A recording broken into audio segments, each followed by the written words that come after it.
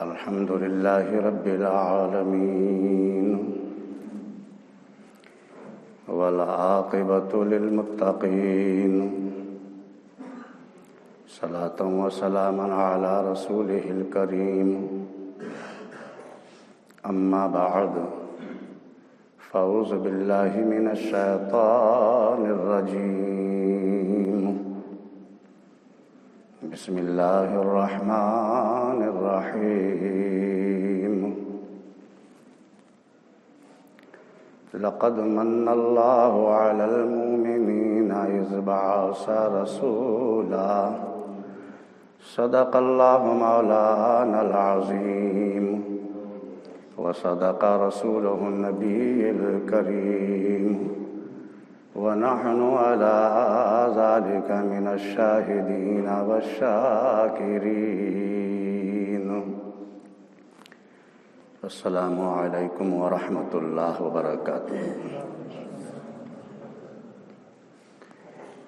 تمام تعریف اللہ کے لیے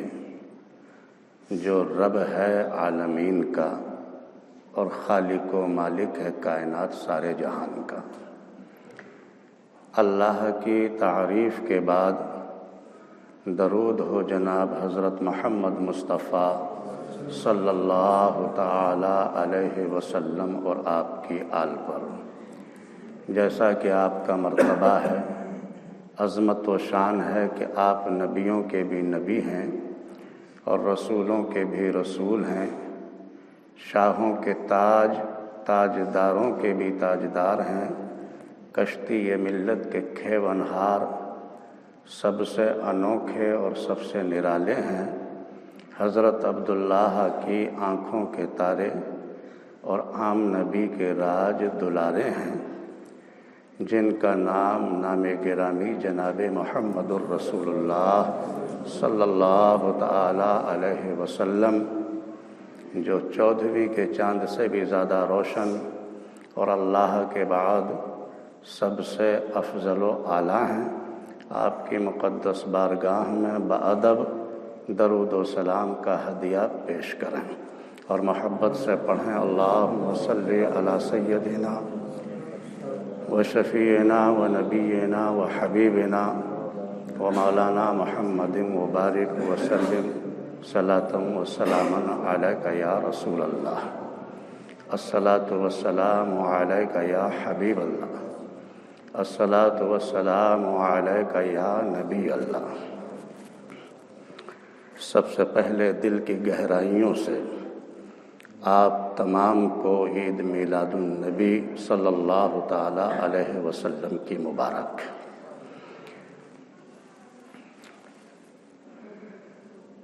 محترم بزرگوں اور دوستوں، پیارے اسلامی بھائیوں،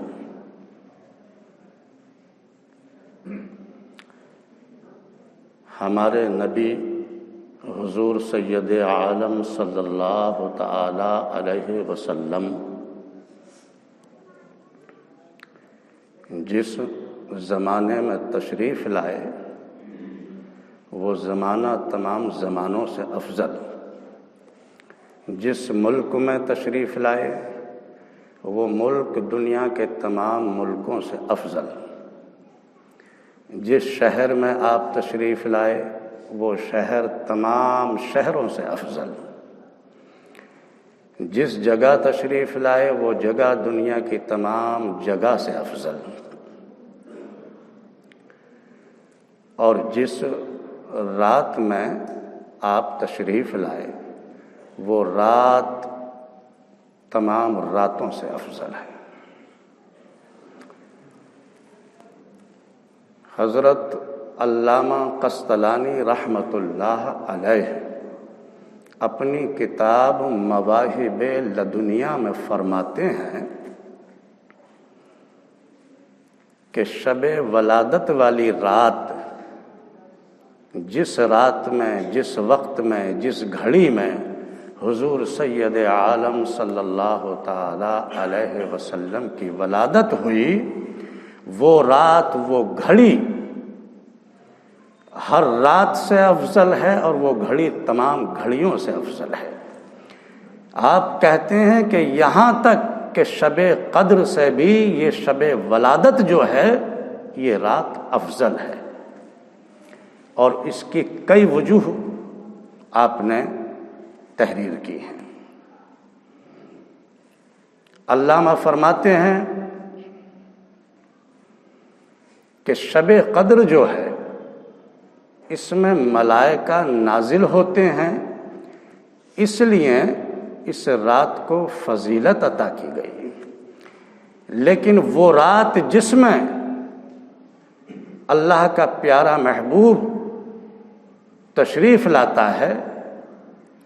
وہ رات آپ کے ظہور کی وجہ سے اس رات سے بھی زیادہ فضیلت رکھتی ہے اور افضل ہے۔ اور جس وقت آپ تشریف لائے ہیں، ہم آپ سے پہلے کا وقت تاریخ کے حوالے سے دیکھ سکتے ہیں۔ حالات ایسے تھے کہ نہ مشرق میں کہیں اجالا نظر آ رہا تھا، نہ مغرب میں کہیں اجالا نظر آ رہا تھا، نہ جنوب میں کہیں اجالا نظر آ رہا تھا، نہ شمال میں کہیں اجالا نظر آ رہا تھا۔ گھن گھور گھٹائیں چھائی ہوئی تھیں، کفر کے بادل منڈلا رہے تھے، ہر طرف کفر ہی کا زور اور کفر ہی کا شور تھا۔ لوگ اپنے بنائے ہوئے مورتیوں کو خدا سمجھے ہوئے تھے اور ایک طاقت مانے ہوئے تھے، اور انہی کے آگے اپنے سر جھکائے ہوئے تھے، اور خدا کو لوگ بھول چکے تھے۔ وہ زمانہ تھا حضور سے پہلے کا زمانہ، یہ حالات تھے اس زمانے کے کہ ایسی مصیبت کے وقت میں کوئی نجات دہندہ تشریف لے آئے، ایک اندھیرے میں اگر چاند نکل آئے تو ہم سمجھ سکتے ہیں کہ یہ کتنا کرم اللہ کا ہوگا لوگوں پر کہ اندھیرے میں روشنی عطا فرما دی، اور مصیبتوں سے نجات دلانے کے لیے اپنا ایک نمائندہ، اپنا محبوب لوگوں کو عطا فرما دیا۔ تو ہم سمجھ سکتے ہیں کہ یقیناً صحیح معنی میں اور سچی اور حقیقی آزادی جو ہے مومن کے لیے، وہی آزادی ہے کہ جس سے کفر اور شرک سے ہم نکل کر، اندھیرے سے نکل کر ایک روشنی میں آئے، اور جہنم کے راستے سے بچ کر جنت کا راستہ ہمیں نصیب ہوا ہو۔ اور ان کمزور اپنے ہاتھوں سے بنائے ہوئی مورتیاں جن کو خدا سمجھتے تھے، ان کو چھوڑ کر اصلی خدا کا ہمیں پتہ مل گیا ہو، تو یقیناً سچی آزادی تو ہماری وہی آزادی ہے، اور سچی خوشی تو ہماری یہی خوشی ہے۔ نثار تیری چہل پہل پر ہزاروں عیدیں ربیع الاول، سوائے ابلیس کے جہاں میں سبھی تو خوشیاں منا رہے ہیں، اور واقعی یہ خوشی کا موقع ہے، یہ تاریخ یاد رکھنے کے لائق ہے۔ ذرا غور کریں، آپ کی زندگی میں جب آپ کو خوشیاں نصیب ہوتی ہیں، آپ کے یہاں کوئی بیٹا پیدا ہوا، اس تاریخ کی خوشی آپ کے لیے الگ ہی ہوا کرتی ہے۔ جب جب وہ تاریخ آتی ہے تو آپ اس میں خوش ہوتے ہیں، صاف ستھرے کپڑے پہنتے ہیں، گھر کو بھی سجا کر رکھتے ہیں، اچھا ماحول بناتے ہیں، آپ کی روح ہر طرح سے خوش ہوتی ہے۔ جب جب کوئی ملک آزاد ہوا ہے ظالموں کے پنجوں سے، مصیبتوں سے، جب کوئی ملک آزاد ہوا ہے تو وہ تاریخیں ہمیشہ یاد رکھی جاتی ہیں، اور جب وہ تاریخیں آتی ہیں تو لوگ خوش ہوا کرتے ہیں کہ آج کی تاریخ وہ تاریخ ہے کہ اس میں ہمیں مصیبتوں سے چھٹکارا ملا ہے، اس میں ہمیں ظالموں سے آزادی نصیب ہوئی ہے۔ یہ تاریخ وہ ہے جس میں ہمارے گھر میں ایک بیٹے کی شکل میں خوشی میسر آئی ہے، تو ان تاریخوں کو ہم ہمیشہ یاد رکھا کرتے ہیں۔ لیکن افسوس، آج مسلمان اس تاریخ کو جو بڑی اہم تاریخ ہے، وہ تاریخ ہے صرف ہمارے گھر کی خوشی نہیں، وہ تاریخ ہے یہ کہ کسی ایک ملک کے لیے خوشی نہیں، یہ وہ تاریخ ہے کہ جس میں زمانے کو خوشی نصیب ہوئی ہے، اور یہ زمانہ آزاد ہوا ہے کفر سے، شرک سے، جہنم سے، اندھیرے سے، ہر طرح سے انسان کو آزادی نصیب ہوئی ہے۔ تو ہمارے لیے یہ تاریخ بڑی اہم ہے، ہم کیوں نہ خوشی منائیں۔ اللہ تعالیٰ نے اپنی تمام نعمتیں ہمیں عطا فرمائیں، ان تمام نعمتوں میں سب سے بڑھ کر جو نعمت ہے حضور کا تشریف لانا ہے۔ حضور ہمارے سردار بنے، ہمارے رسول، ہمارے نبی ہیں، ہمارے آقا ہیں، اور آپ کی امت میں ہیں ہم، ہمارے لیے تو سب سے بڑی نعمت آپ ہی ہیں۔ اللہ فرماتا ہے وَأَمَّا بِنِعْمَتِ رَبِّكَ، میری نعمتوں کا خوب چرچا کرو، خوب شہرت کرو، اور میرا شکر ادا کرو۔ محترم بزرگ اور دوستوں، پیارے اسلامی بھائیوں، جس وقت حضور تشریف لائے، آپ کا ظہور ہوا، آپ کی ولادت سے پہلے ہی آپ کے والد ماجد وصال فرما گئے۔ ابھی 6 سال کا وقت نہیں گزرا تھا کہ آپ سے آپ کی والدہ ماجدہ کا بھی سایہ اٹھ گیا، وہ بھی انتقال فرما گئی۔ ان کے بعد میں اب دادا ہیں حضرت عبد المطلب، آپ کی ذمہ داریوں میں ہیں۔ دادا اس حد تک پیار کرتے تھے کہ اپنی آنکھوں سے اوجھل نہ ہونے دیتے تھے، اور حضور سے ہٹنا گوارا نہیں کرتے تھے، اس طرح سے آپ سے محبت فرماتے تھے۔ لیکن ابھی 2 سال بھی نہیں گزرے تھے کہ دادا حضرت عبد المطلب کا بھی سایہ اٹھ گیا۔ اب آپ کے چچا ابو طالب ہیں، آپ کی نگرانی میں، آپ کی ذمہ داریوں میں آپ ہیں۔ لوگ کہتے تھے کہ ابو طالب خود ہی اپنے اہل و عیال میں اتنے گھرے ہوئے ہیں، آپ کے بچوں کی ذمہ داریاں اتنی ہیں ان کے سر پر، یہ کیسے اس ذمہ داری کو نبھا سکیں گے؟ اور یہ تو ممکن نہیں کہ وہ اپنے بچوں کی ذمہ داری بھول جائیں اور اپنے بھتیجے کی طرف محبت سے دیکھیں۔ اس طرح کا خیال تھا لوگوں کا کہ ابو طالب یہ ذمہ داری پوری نہیں کر سکتے۔ لیکن دوستو، زمانے نے دیکھا کہ وہی چچا ابو طالب ہیں کہ جن کے دل میں اللہ تعالیٰ نے ایسی محبت قائم فرما دی کہ وہ اپنے حقیقی صلبی